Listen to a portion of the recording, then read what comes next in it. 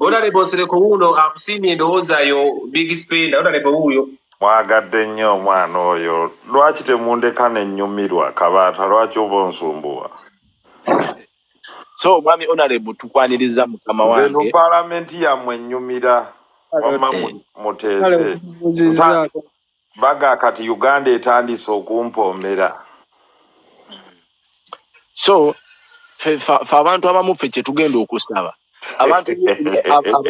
abantu bali simayanga basaidi ya byabufuzi mukube kikopo kyammwe wanyi Honorable Uganda etandise okumpoomera bano abaana nga batandise okukolera ddala analysis z'ekikulu huyo big spender huyo nze mutandise kati mutandise okunsanyusa why abantu batandise abaana batandise ddala okwogerera ddala ebintu ebirimu amagezi because at the end of the day nga kiri kye nabuuza omwana oyo yali avuga bodaboda ye alien skin ani yamunenya nti tuyambe nga totugirako musajja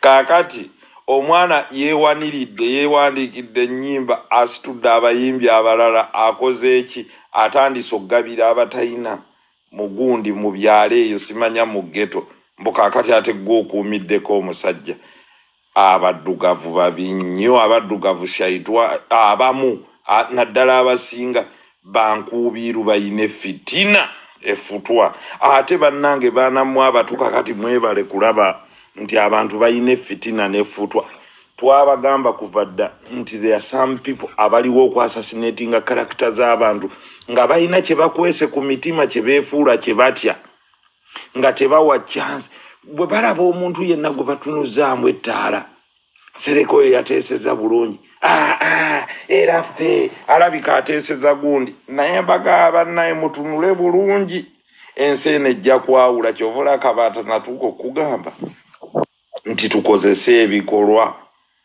abantu bagenda kwawula abantu abama ensi egenda kutuuka ng'enoonya abantu abalina amazima abatali balimba nkiddiddemu wano nja kibagamba nti nywera ne bw'oyina abatono era omwana oyo namubuulirira luli lwe nali ku programu yo temunoonya bantu bangi kubanga bannayuganda nga tolina kye waatandise bakutandikira mu negativu gwe ojja ogamba omuntu nti ekirooto kyange genda nga muli ku kyalo ekirooto kyange nno kugenda America oba Canada oli ajja kusooka naye onaabisobola ng'abaana bagundi byabalema Kabaata nammwe temwepimira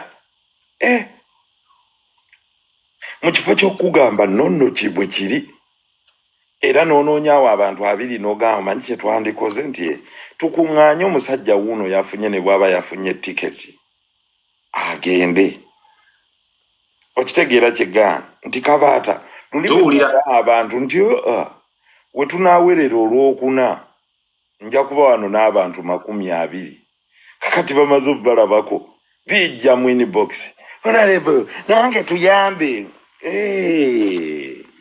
yo search people mumala kulaba ayiseewo kakati bw'omala okuba nga oli ku programu yo nga kwoyambidde abantu bano naye ayamba baaki nze waliwo ne yatuuko ga emyaka 2 emabega oyo tajja kujja London muwandiike gundi nentunuulira agasajja agatategeera kubanga go gaba tegayina content njagala obbabuulira Nsereko bw'alidde London ekyo nno kyogera mu 2 nja kuva ku internet sebo wandiyanguye n'ovaako kuba amawanga Nsereko bw'alidda mu America nja kuva ku internet naye n'olaba abantu ababigoberera kuba kakati ebimu bikyaliko ku internet ate nga kyalimbanga abantu ogamba lumbuye kuba gwe nalabako akugambe sinabe ngamba nze siyogera ku bantu manya sibawa amakulu naye nze ngabi group ebimu tebiba na kimu byogerera wamu tumanze okuwandiika America oyo taliddayo era oyo talidda South Africa era oyo tagenda kudda mu nsi eno gwe wennyini wooli olemeddewo tosobola nakwejjawo abo boga nti bamaanyi tebasobola kujjawo ate nga nakedde nkya kwagala kujjawo nkuleete mu nsi z'oyagala nkujjawo ne nkuleeta wano nkiddemu Kabaata kiddemu nga nakedde enkya ne njagala kujja muntu wonna waali ne mugaa kaakati nkuwadde emyezi 2 gwe turayo ngenda kujjaawo nkuteeke wano nkikola naye bo bakulembeza lwaki totandikira kunze honorable banti nkubuulidde bo bakulembeza fitina kakati kabaata waliwo ekiŋŋaana okutegeka sho nenkutegeka tewali munnaye singa bakwagala waliwo ekigaana okutegeka sho mu invitation mu banaayimba mu sho mu America ne bakuteekako oba togenze tewali kigaana oba togenze mba ngenze ddamu ansi eyo kakati emyaka gye bamaze nga bali mu ebyo byonna emyaka 5 kanseke busesi let me tell you omuzungu omu yagamba tubuulire b'oyitana if you want to be great associate with great people bw'oba oyagala kugwa associate n'abantu abeerowoozaako bokka kabaata naddamu nenkugamba wajja n'omusajja ng'omusajja ebintu by'agamba sibitegeera we twogerera yasinga okuyimba emboozi evuma n'omwana oyo nti omwana oyo awakanya ekibiina ekirala naye wajja naye nange namulabyeko leero omusajja kyokka awaana nnyo Bobi Wine naye ate agamba zimata si muntu wa Bobi Wine yajje wange wali naye mwali babiri njogera kino nga ntya Allah nga n'abaana bange bonna okufa nkakasa yansaba kigambo ki yakusaba omuyingize mu gavumenti ya Museveni bamuwe ku ssente namugamba ntya bamugamba nti gwe betobikolako anoonye abalala basobola bimukolerako namugaa sibikola nayawukana dda ne Museveni mu 2013 bwe baatugoba mu kibiina olaba nze ndi clear my writing is on the wall naye nga balina narrative gye bavuga kati narrative bwe baagala bo balowooze nti baagala kukyayisa abantu bakuba bakiteeka eyo temusemberera kabaata musajja wa Museveni kumbe ekyo ekintu kiseetingibwa abantu bali mu gavumenti nga bakozeseza ddala abantu abo era mubeegendereze bwe baba boogera ku bali ku gavumenti nga bagamba maama Janet ne ŋŋamba bano bamaama Janet bamweyisa maama Janet mwamugyewo muwe nnyo ekitiibwa maama Janet bwe byogera tukumanyi mbu wali adda mwe mwali adda ssente ffe tujja kuba omusajja gwe najja naye honorable omusajja alaga nti afiira nnyo ku Bobi Wine nnyo nti muntu we kyokka tebamanyi mazima gaali mufu nnyo nga bw'agenda asabiriza buli ali mu gavumenti ssente omwana oyo namulabire eno ng'akuba alien sikini ningamba kati ono omusajja afuna ssente okuva mu state ng'abasabiriza bonna ate kati bw'amalanga aga taata Sale omanyi taata Sale yaliko ne taata wange kumbe eno nze kanneesekera kati okutambula kulaba okudda kunyumya Skinny man oba munaamu ekyangirako oba kife music we gwe twagala nze muwa amagezi gamu nga sembezaayo wano sina byakola bingi ntegekera programu yange okgenda mu ofisi leero okola emirimu gyange Skinny man ekintu kiri ekintu kimu taata gwe yimba nnyimba bali babaluka emitwe yimba bubalaasi bali babaluka emitwe yamba abantu nga simbula embalaasi bo baali bakuseetinga ng'ebyo by'owulidde oli byaga nti sebo toddamu bw'otaddamu nga baga lwaki yasirise bakuzanya gye bayita contempt card boddamu nga baga lwaki yayanukudde temulaba nti yasirise twamuwangudde Skinny man kuba muziki sigala kulayini eyo baaba w'okutte we watuufu gwe yimbira bantu bo obazze musamize gwe muyimbire obazze seeka muyimbire obazze faaza gwe muyimbire your role is kuyimbira bantu gwe bayimbire ensi yonna tegenda kusiima muntu ffe b'oyimbira tukozesa nnyimba zo oba ani yazikuwandiikidde oba saajenti Kifulugunyu yaziwandiika ffe tetufaayo ffe tunyumirwa ggwe nkiddemu nze simanyi awandiikira gundi Maddox Semanda nnyimba Maddox nnyimbirwa nnyimba zo simanyi yawandiikira Siggwa Nsiimira oba Misa Kisemakula bw'awandiikira Siggwa Nsiimira oba ku papaazi bw'ogendayo ewa Luna Mubiru n'ab'NRM balyayo n'ab'FDC balyayo n'abanuupu balyayo tebinkwatako nze njagala Misa Kisemakula gw'oba oyagala muvaako gwe muveeko oba ontegedde Kabaata kyegamba gw'awulira yamwagala lekayo takukakangako kuwuliriza nnyimba ze oyo omwana waliwo gwe yali akakisa okuwuliriza oluyimba lwe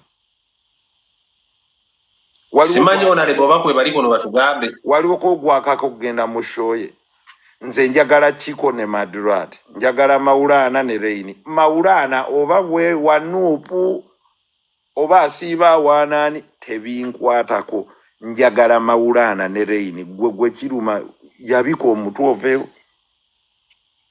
nze kontenti we gwampa gwe njagala yampumuza ebyoyo omwoyo simwagala lwa kibiina kyawagira oba ddiini gy'asoma in fact that policy of okuwaga abantu bawagira ekyoyagala gye bayita nazizimu abataasoma abanazzi bakugamba nga lwaki nazzi Germany abantu bagikyawa nti gwe atawagira hitira byakola oli mukyamu abantu ne bagamba olaba abasajja bano ekintu kye bazimba is a mission of hatred era kyova olaba nti abantu abamu muddeeyo mubuuze lwaki abantu abamu mu 1962 balonda KY ne batalonda DP omanyi nti abavubuka abamu aba DP bagendanga bagamba abasiraamu tujja baliisa embizi bwe tuwangula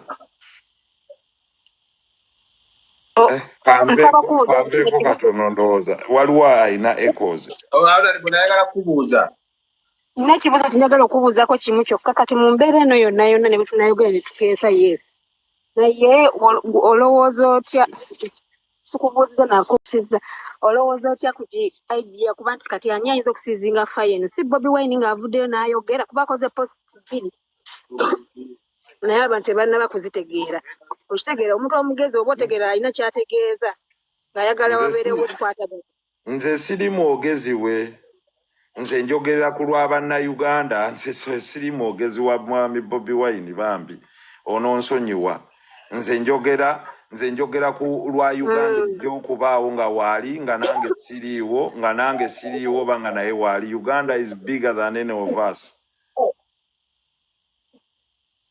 nze that is me siriiwo ku impressinga any musician or any politician in my life I'm there to talk what is real.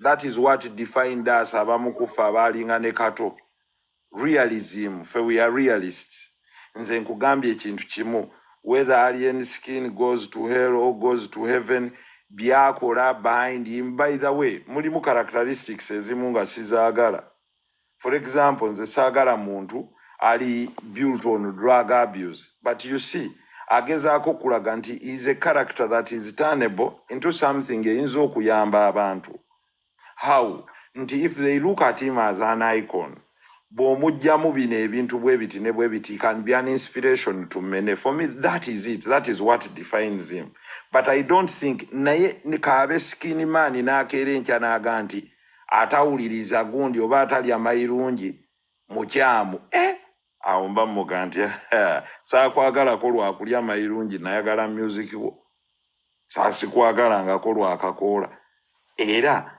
talina gwawaze kugenda ku kino naye Ugandans I think always bali built kale weewuunye bannange nti tetuli bantu ba values abantu abandi badde badiscussinga how is Uganda going to survive without World Bank wallahi tuli ku mwana whether to discussing Uganda path jeriko tegenda kukyuka And I can tell you, this is the debate abantu abamu gye baagala otunalowingako. Kuba kati sisuubira nti abantu b'eggulu mwakyoli eno y'emboozi gye boogerako. Sisuubira nti abantu b'ekisolo eno y'emboozi gye boogerako. Sisuubira nti abantu b'essoroti yeno emboozi gye boogerako. Sisuubira nti abantu ba mu West Nile yeno emboozi gye boogerako. Naye kati oli bw'atunuulira spreadsheet ya Uganda. Just a second, kamalize. Oli bw'atunuulira spreadsheet ya Uganda. Malirizeko? Oli bw'atunuulira spreadsheet ya Uganda. Eno emboozi eyinza okuba eri narrowed mu Central Uganda ate mu bwalo obumu mu bubuga. Kakati, I might be right or wrong. Because buli omu atunuulira nti where is the influence of this person? Kuba I think we agenda ayimbira to Bantu speaking people. Ayinza okuba nga influence ye teri greater beyond nga bw'onoogenda mu West Nile akyoli n'ewalala. It will grow by promotion ya TV. Okitegeera. But the reason is, the reason this guy is being spoken about is what we call the center of traction by the forces of resistance, as resisting any other man of influence. Now, singo mbuza on an open plate, why do you think there are some people abali against omwana ono? It is because he's eating from the plate where they eat from. Ayogera to the same people that they speak to. Kakati bwebera constituency waliwo abajagala ereke kubeera ku music yokka. Kubanze nakubuuza nti kamiliyoni buli omu akimanyi nti awagira gavumenti nti ye. Lwaki tebamugambangako nti yagiremezzaako wabula ebivulu wagenda okuyimba bijjula. Era tebamukubangako kacupa. Why is this guy a soft target? Lwaki bantu bakwata big eye ne bamufuula soft target okasukira obucupa? To an extent nti yagenda ne music career ye neggwawo naye ng'abalala bayimba. Nti when they make you a soft target and you bend over to be a soft target, they will hit you. But resist. Bobo inachokkiririzaamu ne bwe musigala abantu abiri kiremereko and be consistent. The world will appreciate you. Ono apakukukuba ajja kwanguyiriza naye amaanyi gajja muggwa. Nakigamba abantu.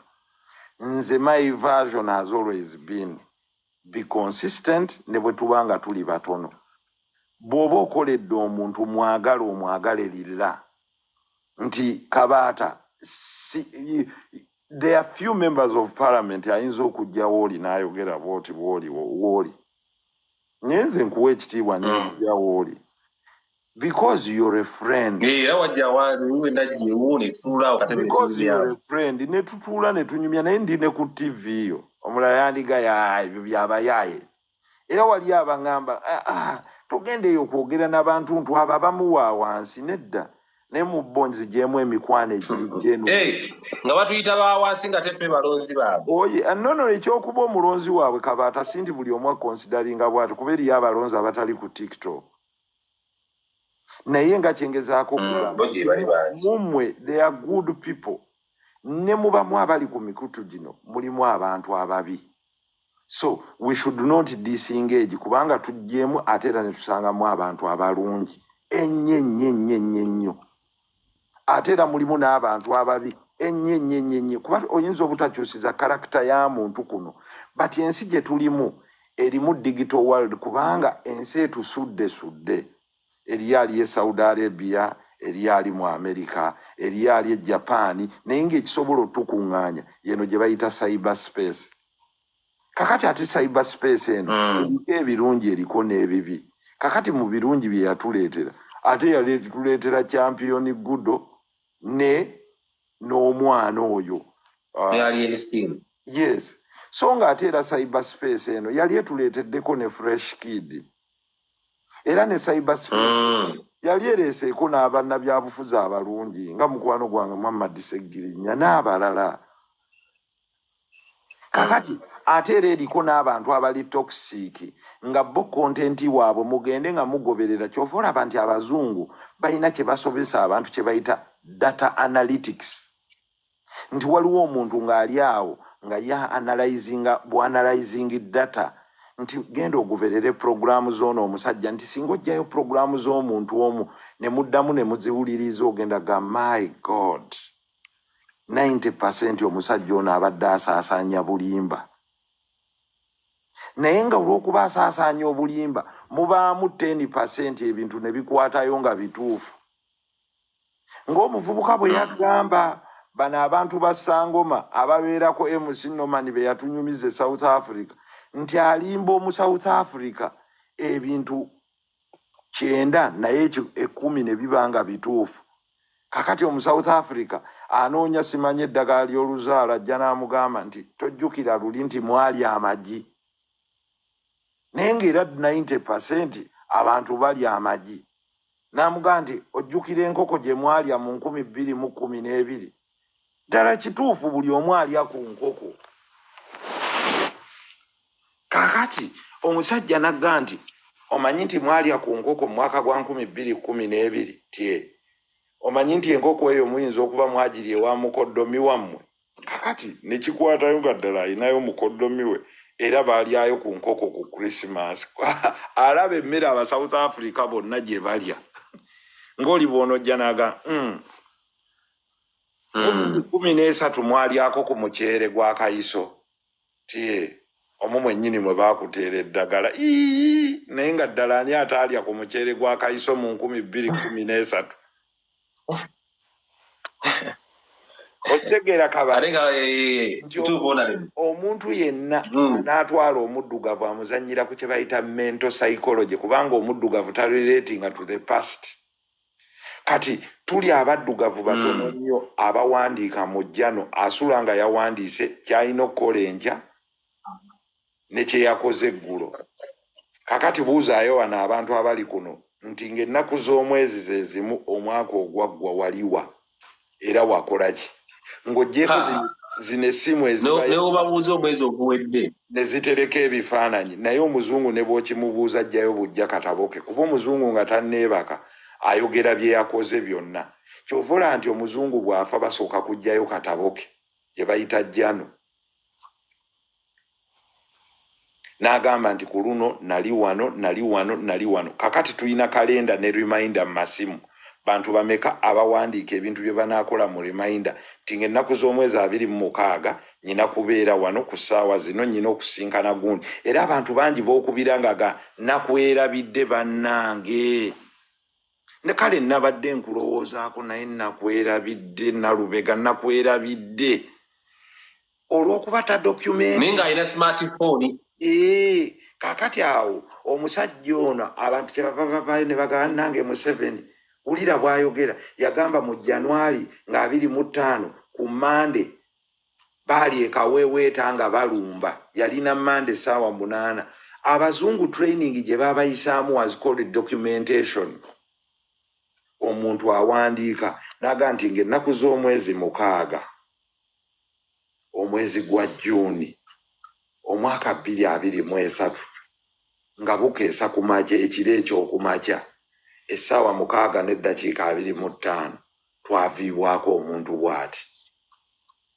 Ng'ennaku z'omwezi 7 nalaba gundi ne gundi era baayogera bwe bati.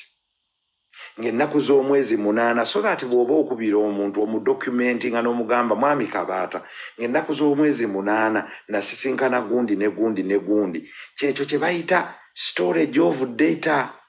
Kakati omuddugavu n'agenda n'asoma ne bamuwa koosi gye bayita records and archives management. Kakati ffe ze bakyasomesa Makerere eyo si koosi kompyuta yagikondensinga dda. Okitegedde bwana Kabaata. Kakati bwana Kabaata kikiwulira onale awo wensanyukidde omwana ono big spender mwebale okubeera nga muliberating obwongo bwammwe. Decide on your own. have a second opinion. Buli bota having a second opinion at the end of the day kitegeeza nti obwongo bwo bubeera intoxicated by a single line of opinion oba oggwerera. Nyinza okuba byange biŋŋambe tebirifayo. Baagala tutwaliramu nti gundi yagambye kino.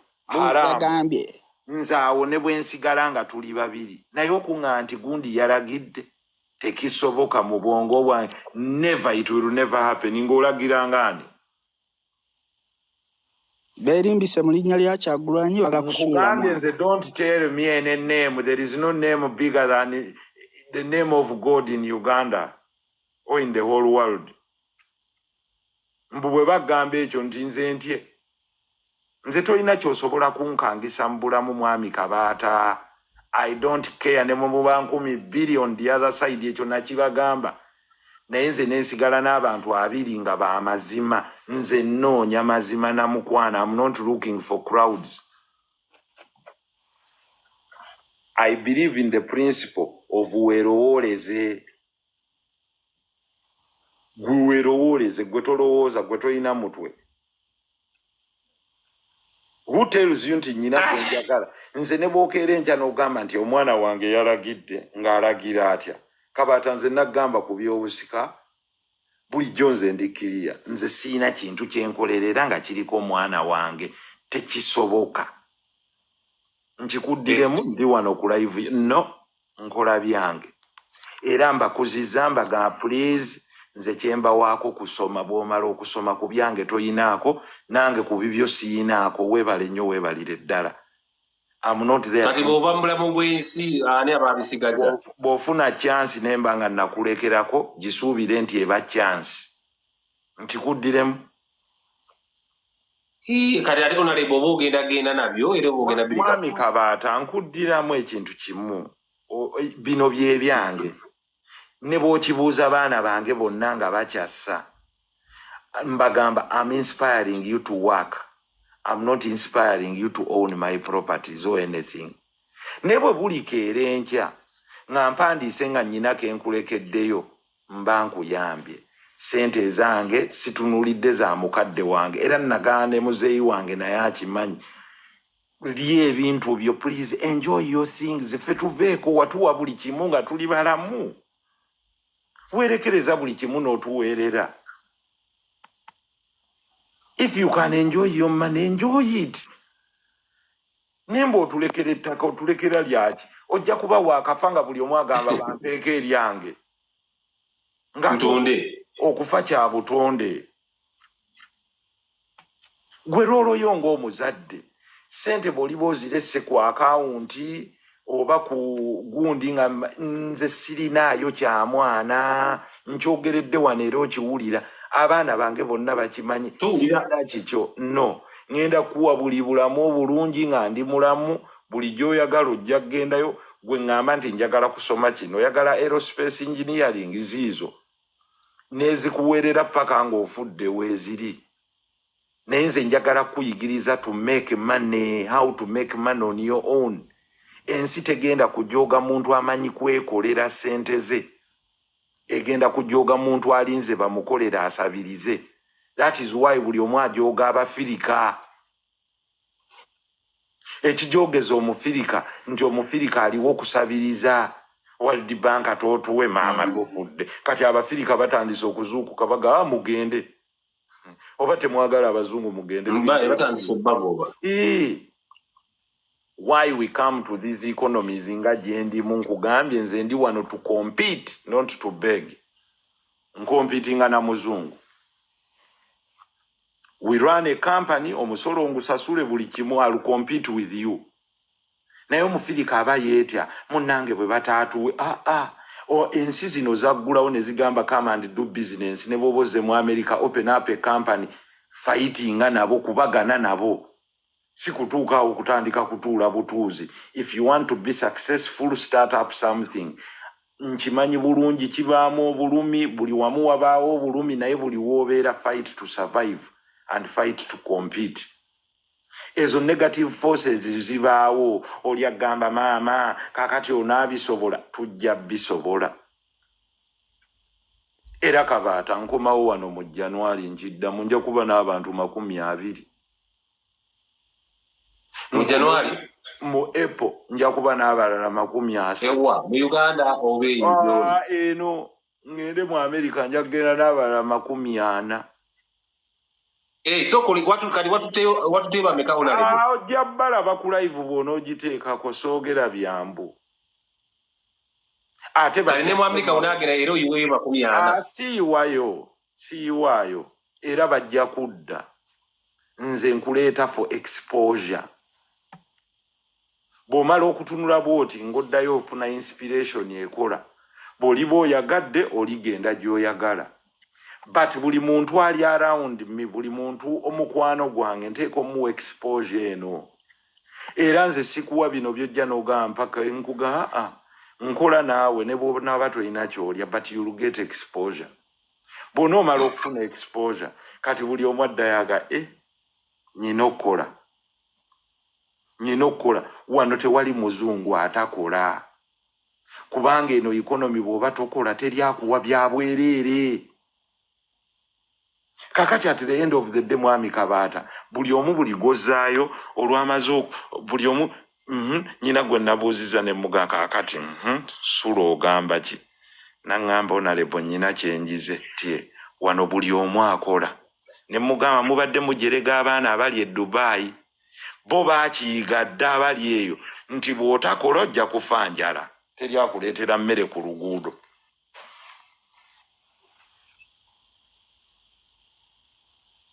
So omuntu atuuke Kampala awo n'agamba onalebo mbadde mpiseeko wano mu office njokyayo eky'ekkumi okoze mulimu ki nze nkwokyeyo bwokya ssente onalebo naawe ate onaatulemesa okujjanga okubuuzaako. Kabaata Mawulana nkubuulira ensonga emu kati ate oyagala kunkyawa muganda wa nkubuulira amazima agaliwo yogera mazima nti omuntu akubira omuntu ali ebweru musajja wattu ava ku shift akutusa ali mu train perezaayo awo paundi 10 neggwe paundi 10 okimanyi nti mitwalo 5 oluvaamu asibira mu kivulu ngadda kuno bannange baagabudde omwenge baagabudde omanyi nti baagabudde ekyana ekyadde kiyisaawo omwenge nga teguggwawo oli ku ntuuyo za munna akutuse ku train bye yeetisse bingi abamu avuga emmotoka atomera n'okutomera aveena akwata akalimu akalala oli namuga nteera akaawo $10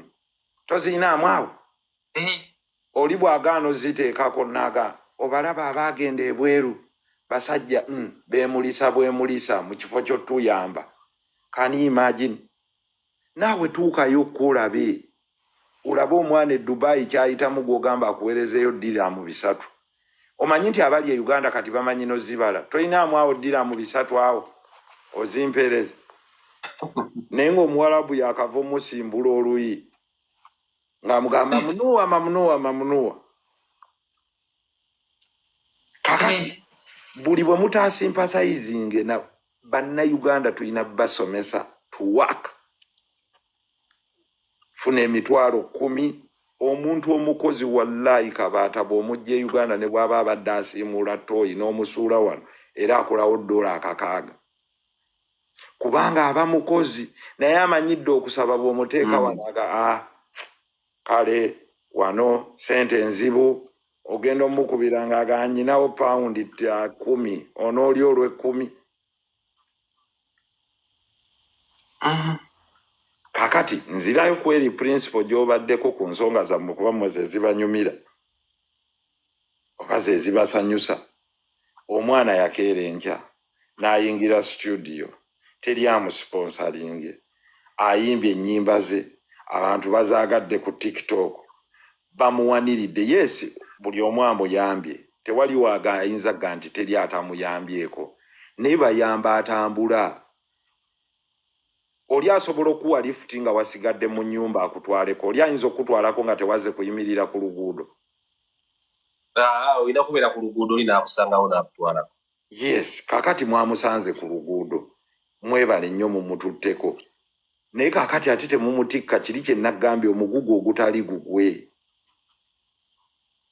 And the guy nze kye mwagaddeko ekirala is a free spirit.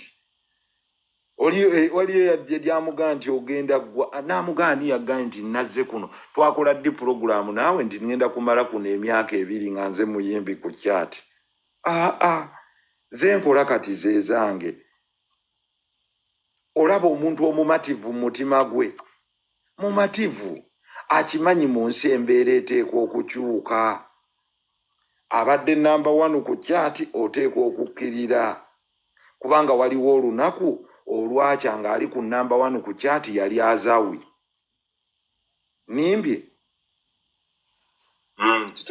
ekitasoboka forever ne wano mu bayimbi beeno bakimanyi nti obe kyekiri kye nagamba nti omuyimbi oba sita yenna do you use your prime time nga gwokyali ku top nti prime time yo nga manager waali kubanga bano bonna baba balwanirira ogwe nabo baddeyo kyati libanga ddala lyawa gwe bw'olituulako manya waliwo abasika okugulu naawe oveeyo nabo balinnye waggulu ku muti gw'omuyembe banyenye kaakati awo wewali okkalabula bwe muba mwalinnyako akazannyo k'okulinnya emiti nga muli bato bajja kukalabula ebigere kati bali ku bigere by'omwana bakalabula bati balaba bw'oba tomutadde ku sho ng'akuwerekedde sho tenywera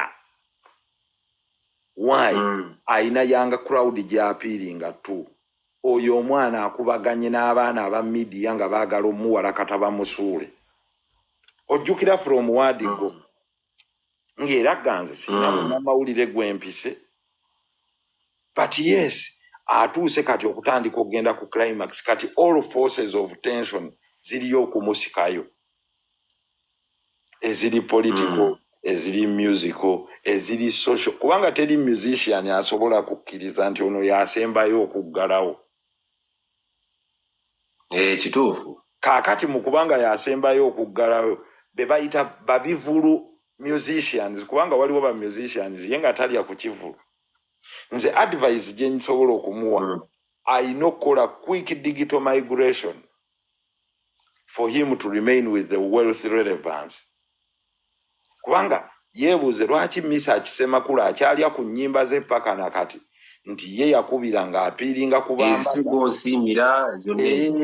kakati ezo zo ziriivinga longa kakati ono ye yagambye gwani yagamba nazze kumalako myaka 5 nze ndi wagumu ne bwenzigwako ku gumu ndi mumativu yatugambye akoma Desemba ayinza okuba ennyimba ze zo zikoma Desemba wabula luno lwafulumya oba afulumya buli wiikisi 2 fe tujja dduwagira paka buli lunaku ndowooza omukulu alabika ataayo akayimba be tetufaayo ne bw'aba ata buli ssaawa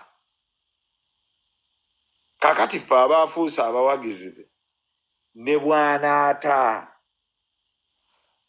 wiiki ejja nga tuluyisaamu kakati ye kyalina okubeera na loyal fan base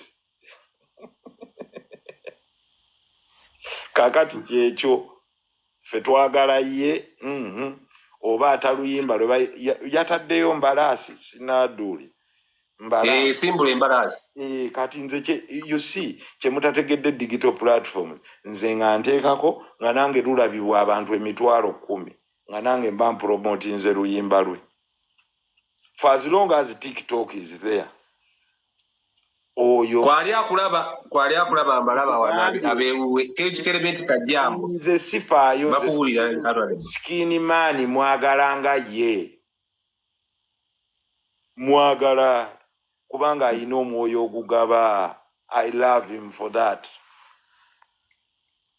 sisoma ddiini y'emu naye sibeera wamu naye mwagala abalala abamu bamukwatibbwako fitina eriwo eno fitina nange na butayagaliza bw'abaddugavu obwabakuusiira ku mitima and they have it kyova olaba nti abantu basanyukira nnyagwa era singa oleeta kuno emboozi egamba nti bannange kabaata ennyumba ye bagitwala ojja balaba twabagamba ate onale okusinga baganda kabaata asiiba ku live tetwabaga nti talina waasula kabaata oyo baliisa muliise kabaata oyo talina byakkola abantu bammwe baagala kati naali ebweru ku kyeyo wagawulidde Maama omanyi nti Kabaata baakasusa ebintu bye wabweru w'ennyumba era ng'oyagala nze nnyina omusajja bamuyita mwami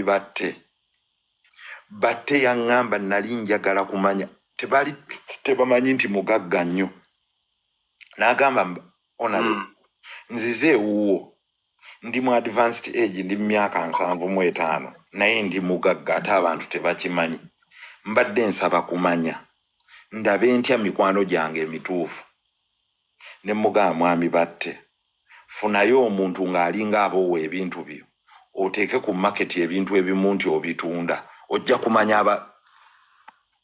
yakomawo sande ewedde ewaka nali ewaka ng'ebiyengeyenge bimuva mu maaso n'aŋŋamba mbadde nzize wano ku makya n'ensanga ng'okyebase ndoza I think lwenava then n'aŋŋamba nkomyewo saa 7 mbadde nsaba tumale okusaala olwamala okusaala yannyumiza n'aŋŋamba mbadde simanyi nti ne mu b'eŋŋanda zange mulimu ababi be naweerera ne mugaba wangi n'aŋŋaho nalebo omanyi nti bwe nateeka ekintu ekyo ku bitaka byange ebyekyanja ne bweyogerere nti ntunda ne mbateerawo nti banka eyinza okuba emmanja abantu be nagamba 7 baasaasaanya amawulire era ne ntundako ekimu nakitunda biliyoni 1 nenzitereka ku gundi n'aŋŋamba Honorable nategedde abantu navudde ku bantu completely ne yaŋŋamba nkwagadde nnyo obulamu bwange kubanga onjolesa abantu mu advanced age n'abantu abamu bannaddiini be badde kumbe be banjogerako batte abadde yeeraga n'aŋŋamba kaakati nkitegedde ebintu byange kambyekuumire abantu mbalabye era yaŋŋambye nayisa abaana bange ne mbagamba ebintu kambibawe nga ndi mulamu ye wa sukulu eryegaba n'abagabira alina abaana be 7 bonna n'abawa n'abagamba bino ebyange kati mbisigazza ngenda kulya ssente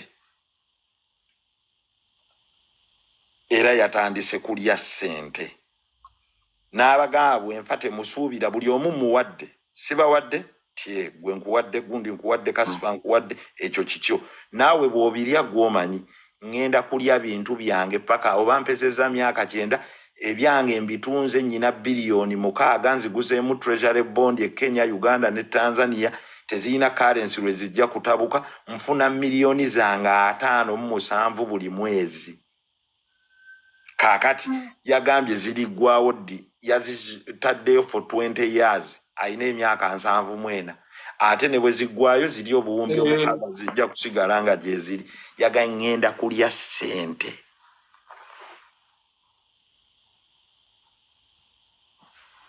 n'agamba naye abantu nabategedde baagala mawulire mabi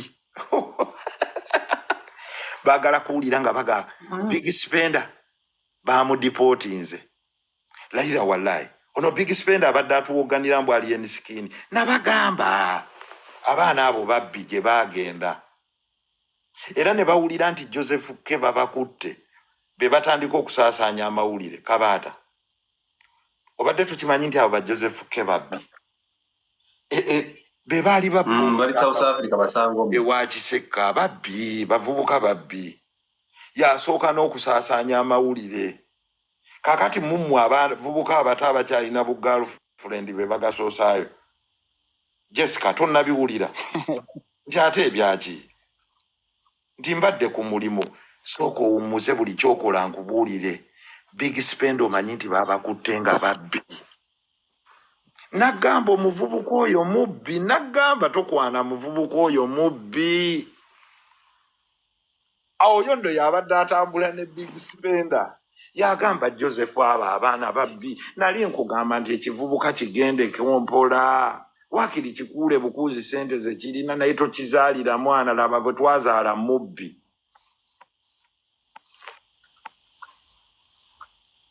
kati bakisibye mu kifo ky'okugamba tutemye tutya empenda tulabe ng'omwana ono tumugjayo be batandika story ekivubuka kibbi abafere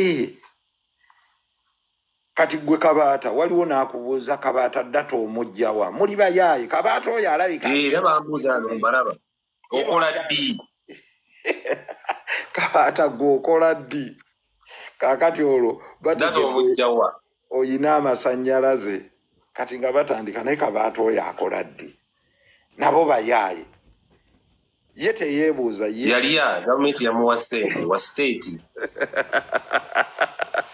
kubanga abantu baffe tebaagala ali bulungi banaye kanvakomye wano mwenna good morning Nuru Yati Africa mwebale gyo mwebalire ddala n'abalabako ku program later